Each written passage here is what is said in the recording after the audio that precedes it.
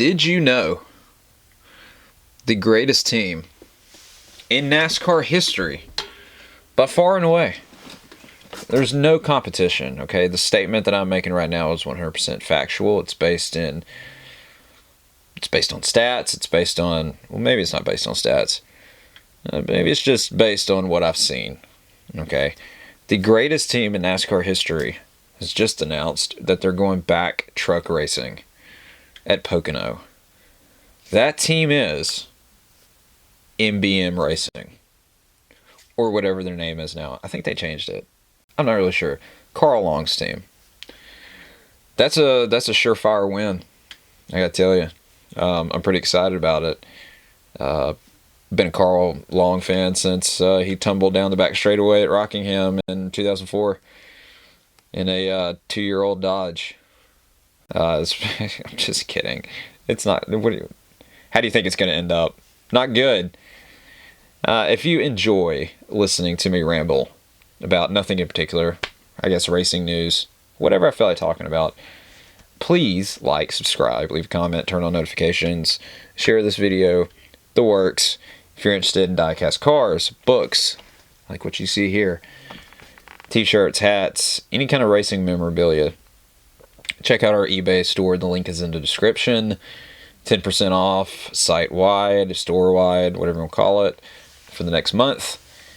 And or just shoot me an offer on something. We'll work it out. So, without further ado, let's get into it.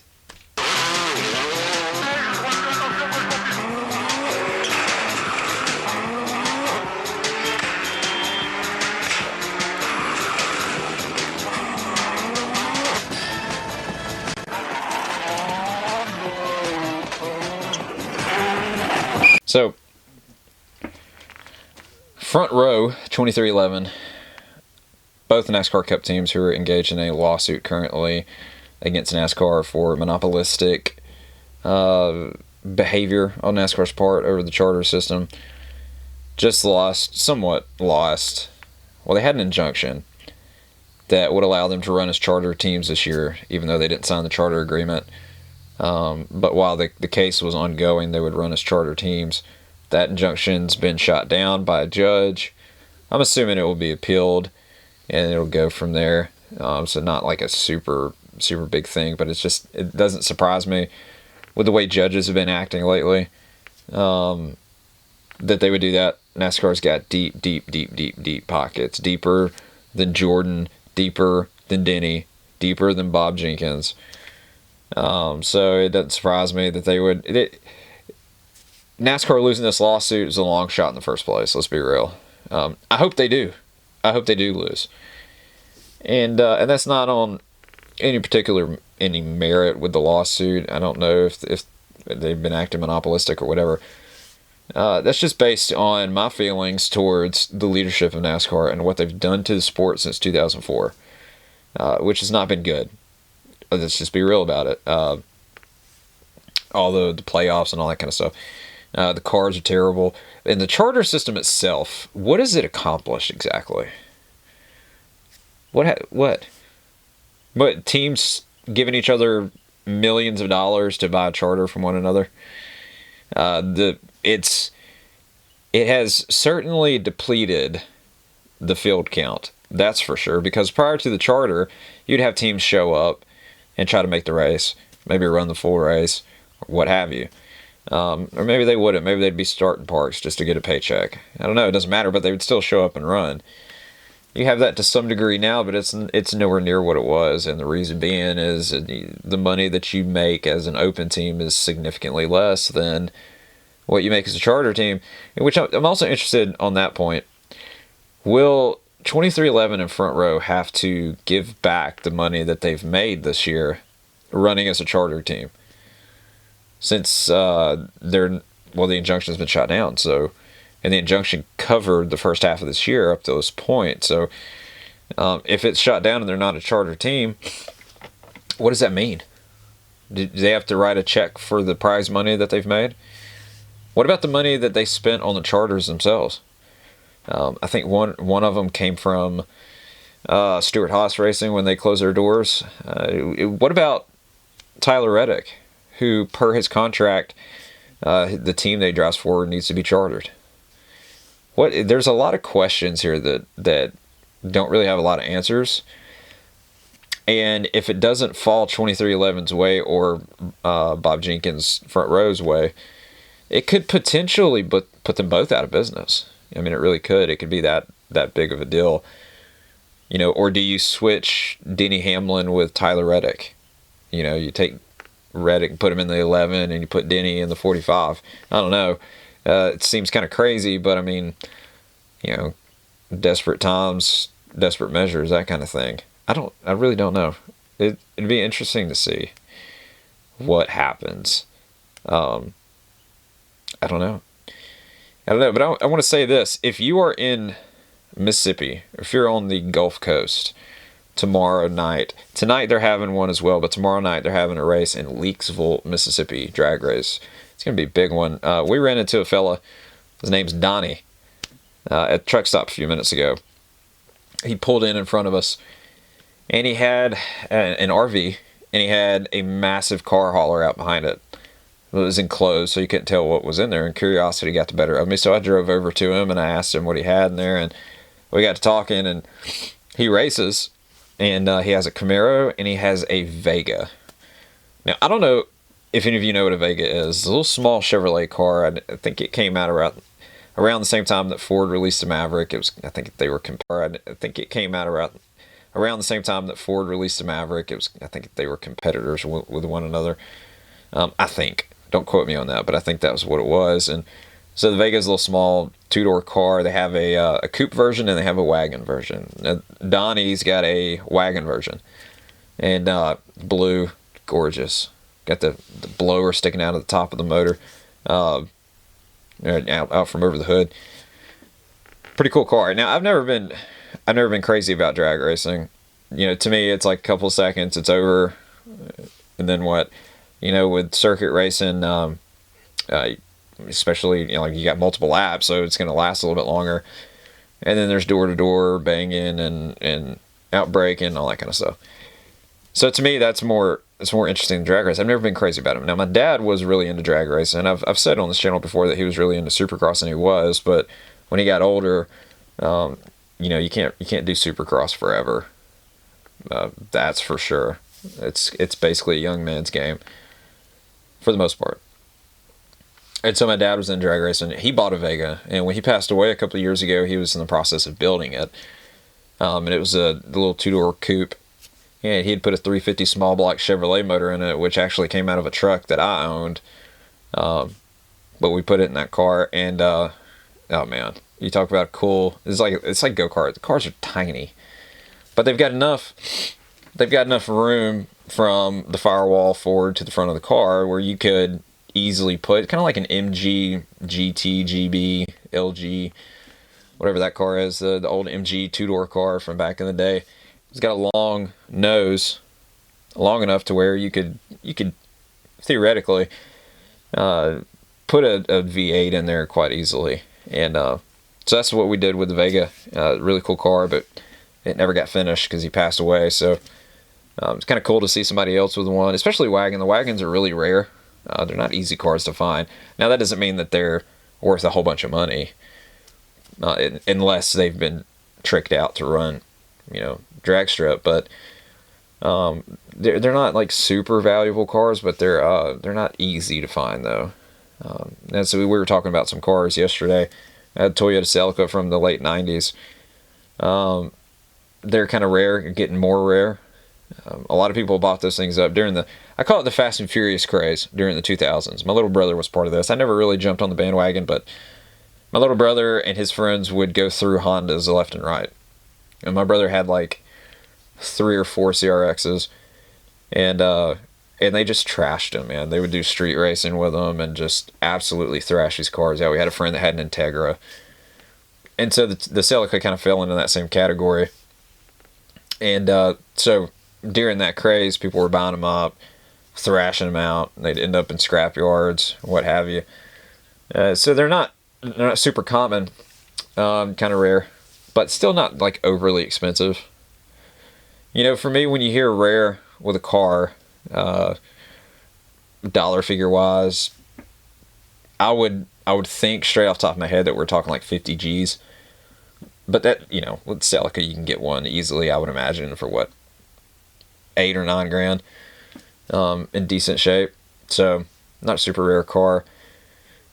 But then my wife and I were talking after we left from talking to Donnie, and it reminded me of a story. My dad had a Ford Galaxy that he was working on. My dad worked as a body man after his military career was over, but he also did some stuff at home on the side. He had basically ran his own business, and he was working on a Galaxy for my mother's boss. My mother did clerical work, and her boss passed away while my dad was working on this car. His family didn't want the car back, so we reached out to him, and they said they didn't want it back. So, my dad and then worked something out. I don't know. That was none of my business, so I didn't really pay attention to it. But, man, I wanted that car. It was white with red leather interior. I'm pretty sure it was manual. I don't remember, but I think it was. Beautiful car. Beautiful car. My dad told me at the time, because I was like 20. He's like, what do you need? At 20 years old, what do you need with that car? You know, that kind of thing. So he ended up selling it to my uncle. But the old Ford cars, man, from like the 60s and like the 70s, like an LTD. LTD is one of my favorite cars ever built. Gorgeous. Massive. Like a land yacht, man. They're huge. Even prior to that, they're like the Edsel. I know the Edsel is not a popular car. It underperformed. Sales numbers underperformed. It didn't do all that hot, but man, I love them. I love them. There's something about an old Ford that talks to me. I don't know what it is, but they got me. They got me hooked. I don't own one. I never have. Anyways, I'm getting sidetracked. So WRC is in I believe Italy this weekend, and so today was the first day of the official rally. They had shakedown yesterday. M Sport, the Ford team, had 4 cars entered. And all 4 of them crashed.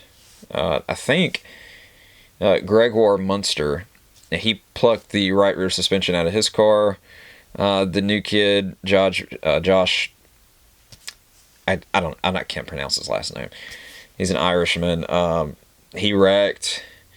And then the new rookie kid, Sex,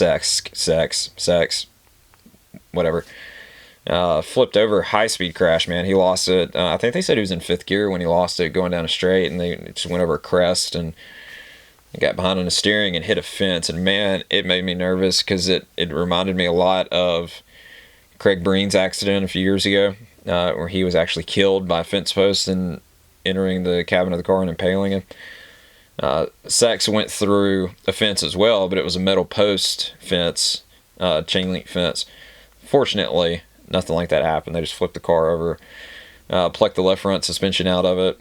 So I'm pretty sure they're going to be done. They may come back for the last day of the rally, because under the new rules, I can't remember if it started last year or this year, but if you crash out during the rally or whatever, you can come back for the power stages on the last day. So that may be the case. And then their 4th car, which is not exactly supposed to be running up front, the older fella that drives it, I can't pronounce his name, so just forgive me.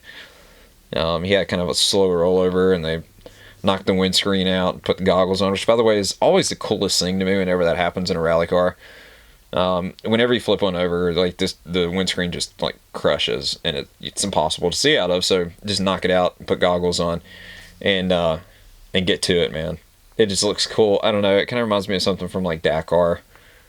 The Dakar rally.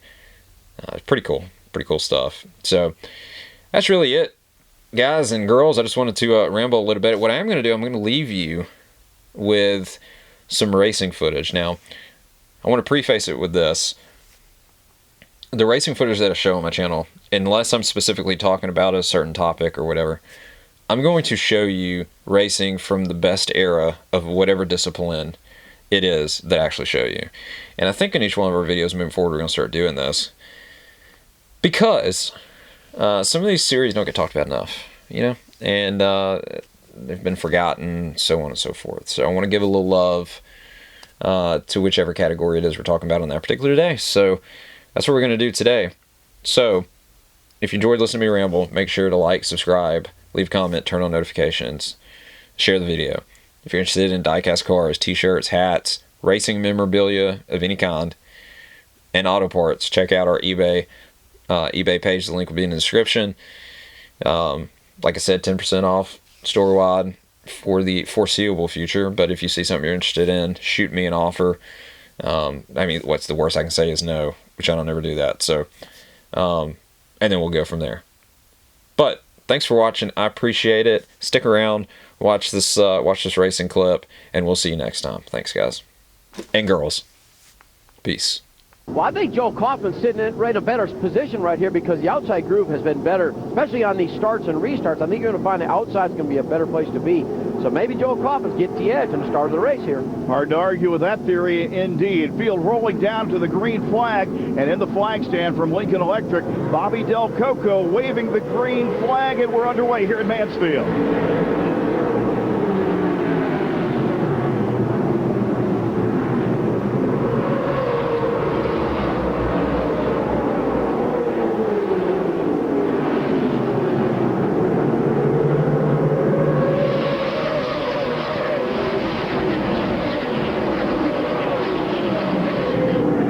From the Advanced Auto Parts pole, it is Shelby Howard asserting himself out front, but right now the battle is Shane Huffman trying to find a way around Joe Kaufman. And Kaufman's car is really squirrely. He's kind of squirming around on him, but I think that's just low air pressure. They've got to wait for these tires to come up to him. You can see a lot of bumping and banging going on deeper in the field. These guys are really trying to feel their car out.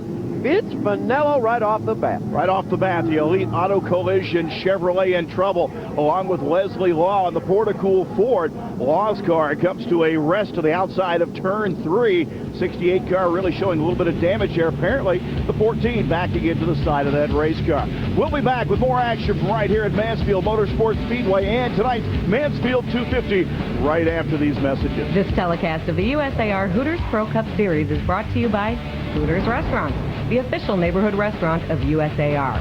Lucas Oil. Lucas Oil is the worldwide leader in heavy-duty and high-performance lubricants. Miller Lite, the official beer of USAR. Miller Lite. Good call. And by Naturally Fresh.